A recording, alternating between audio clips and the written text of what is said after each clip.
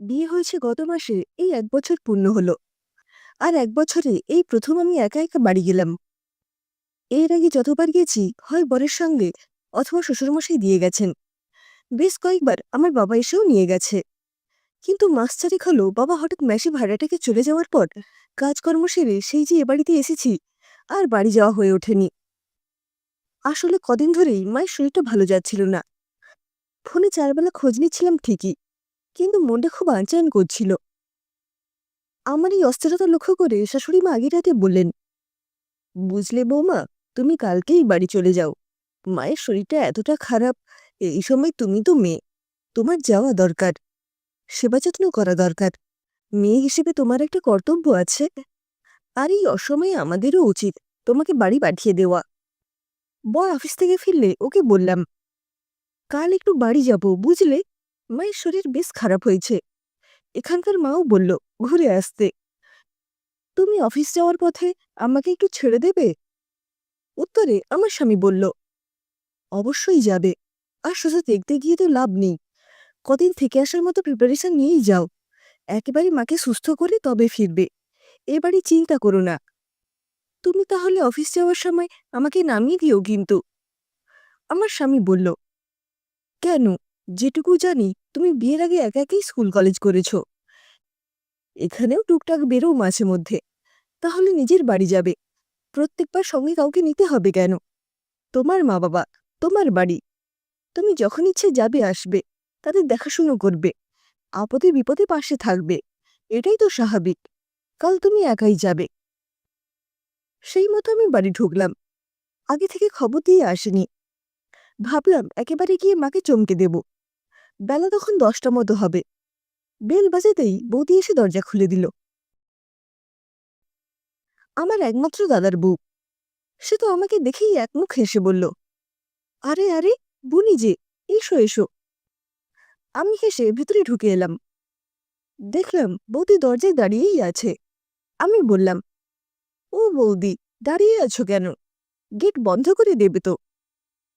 বৌদি অবাক হয়ে বলল, সৌরভ আসবে তো, বোধহয় গাড়িটা পার্ক করছে, সেই জন্য অপেক্ষা করছি। না গো, এবার আমি একাই এসেছি। হঠাৎই বৌদি কেমন যেন মিয়ে গেল। আমার হাতে ট্রলিটার দিকে একবার তাকিয়ে শুধু বলল, ওহো, বাড়িতে সব ঠিকঠাক আছে তো? শ্বশুর শাশুড়ি সব ভালো? সৌরভ ঠিক আছে? আমি একটু অন্যমনস্ক হয়ে বললাম, হ্যাঁ হ্যাঁ, সব ওকে। আসলে আমি ততক্ষণে মায়ের সঙ্গে দেখা করবো বলে ছটফট করছিলাম। মায়ের ঘরে গিয়ে দেখি মা কলার ডিম সেদ্ধ খাচ্ছে বিছানায় বসে। চুল উস্কো খুস্কো, চোখগুলো কোটরে বসে গেছে, বেশ রোগা হয়ে গেছে। বাবা থাকতে ডবডবে করে সিঁদুর পরত মা। সাদা সিঁড়িতে এই প্রথম মাকে দেখে বুকটা কেমন হু হু করে উঠল। মনে মনে ভাবলাম, কদিন একটু যত্ন করতে হবে। আমি মা বলে ছুটে গিয়ে গলা জড়িয়ে ধরলাম। মা হেসে বলল, কখন এলি রে? সব খবর ভালো তো? তারপর আমার উপর দিয়ে উকি ঝুঁকি দিয়ে দেখছে দেখে জিজ্ঞাসা করলাম, কি হয়েছে? কাকে খুঁজছ? মা উদ্বিগ্ন হয়ে বলল, হ্যাঁ রে, সৌরভ কই? হাত পা ধুচ্ছে নাকি? আমি হেসে বললাম, কেন গো, আমি একা আসতে পারি না? একাই এসেছি। এখন কদিন থাকবো এখানে তোমার কাছে। মা শুনেই খাওয়া বন্ধ করে বিছানা থেকে নেমে পড়ল ভ্রুকুচকে। বলল, মানে, কাল রাতে ফোন করলি, আসবে কিছু বললি না তো? সৌরভও কিছু বলল না, বিয়ানও তো ফোন টোন করেনি। কি হয়েছে বল তো ঠিক করে। তারপর আমার উত্তরের অপেক্ষা না করে আমাকে ঠেলে দিয়ে বাইরে এলো। অসুস্থ শরীর, আর একটু হলেই পড়ে যেত। দেওয়াল ধরে দাঁড়িয়ে পড়ল। বারান্দায় রাখা আমার বড় ট্রলিটার দিকে তাকিয়ে চমকে উঠল মা। আমাকে হাত ধরে ঘরে নিয়ে এসে দরজা বন্ধ করে দিয়ে সোজাসুজি আমার দিকে তাকিয়ে জিজ্ঞেস করল, কি হয়েছে ঠিক করে বল, নিশ্চয়ই কোনো অশান্তি করেছিস। তুই একা এসেছিস দেখেই আমার সন্দেহ হয়েছিল। ফোন কর সৌরভকে, এক্ষুনি, আমি কথা বলবো। আমি বললাম, কেন মা, আমি নিজের বাড়িতে আসতে পারি না? ইচ্ছে হলে কটা দিন থাকতে পারি না? তার জন্য জামাইকে আসতেই হবে? তোমাদের কথা মতো এক মুঠো চাল দিয়ে ঋণ শোধ করে দিইনি বলেই কি আর এ বাড়িতে আমার জন্য ভাত বরাদ্দ নেই? বলেই ঘর খুলে বেরিয়ে নিজের ঘরটাই গেলাম। সেখানে গিয়েও ধাক্কা খেলাম। তাকের বইগুলো সব উধাও। আমার ছবি আঁকার রং তুলি প্যালেট সব এক কোণে ফেলে রাখা। পর্দার রং বদলে গেছে। আমার শখের ছবিগুলো দেওয়ালে নেই। যখন অবাক হয়ে দেখছি, তখন বৌদি ঢুকলো আমার ঘরে, হাতে বিছানা চাদর নিয়ে। সেটা খাটে বিছিয়ে দিতে দিতে বলল, তুই চলে যাওয়ার পর ঘরটা এমনিই পড়ে থাকে। আমি রিপেয়ার করে একটা পার্লার করব ভাবছি। সারাদিন তো বাড়িতেই থাকি। কাজটা জানি যখন, কাজে লাগাবো না কেন বল? তাই ঘরটা নতুন করে ডেকোরেট করাবো। আর তোর বইগুলো না আমি পেপার নিতে আসে ওকে দিয়ে দিয়েছি। তুই তো এখন পাক্কা গিন্নি, তোর আর কি কাজে লাগবে এখন? বৌদি চলে যেতে আমি রং তুলিগুলো নেড়ে ছেড়ে দেখলাম। হাতে তৈরি পেনদানিটা ঝেড়ে ঝুড়ে বের করলাম। দেয়ালগুলোতেও হাত বোলালাম। বোলপুর থেকে কেনা উইং বেলটায় টুংটাং করলাম। বাঁশিটায় ফু দিলাম। পর্দাগুলো উড়ে উড়ে এসে যেন বলছে, এ বাড়িতে আর কিছুই আমার নেই, আমার জন্য নেই। শুধু অতিথির মতো যাওয়া আসা ছাড়া অবশিষ্ট আর কিছুই পড়ে নেই। দুদিনের বেশি থাকলে এ বাড়ির লোকজন বেচার হবে, দুশ্চিন্তা করবে। কি হলো, কেন এলো, কেন থাকছে, কতদিন থাকবে, এই সব ভাবতে ভাবতেই বরমশাইয়ের ফোন।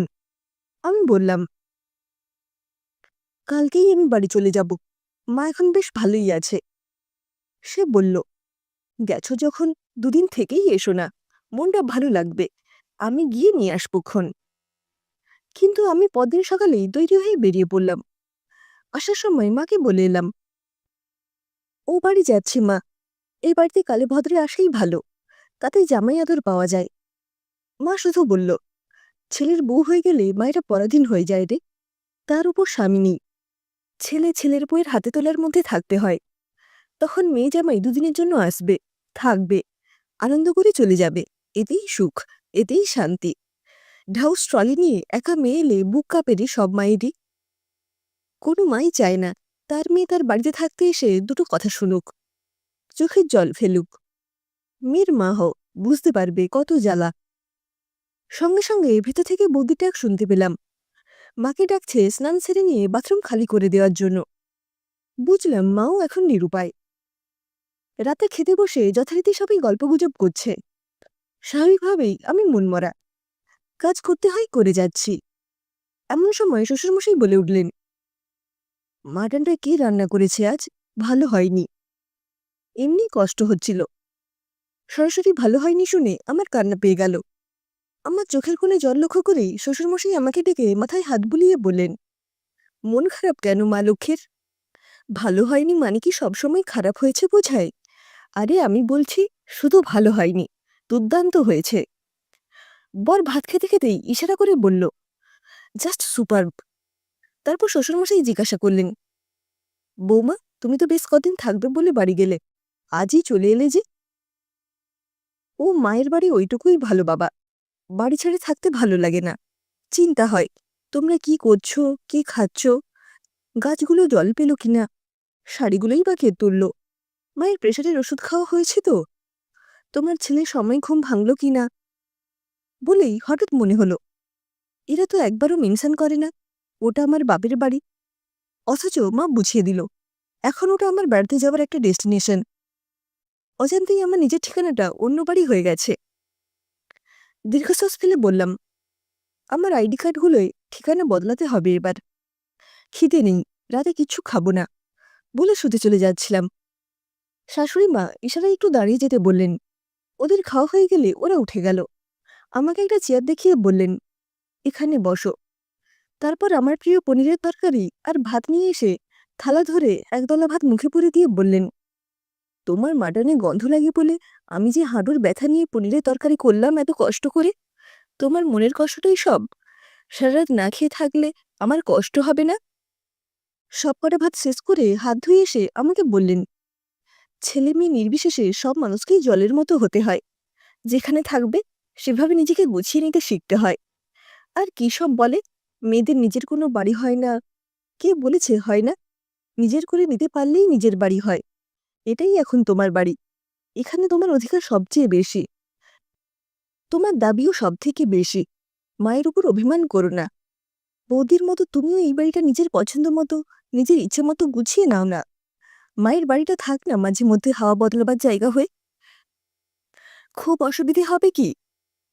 আমার তখন চোখের কোণে জল, অথচ মনটা কেমন হালকা হয়ে গেছে। এত জোর দিয়ে আমার বাড়িটাকে চিনিয়ে দেওয়ার জন্য মাকে একটু জড়িয়ে ধরতে গেলাম।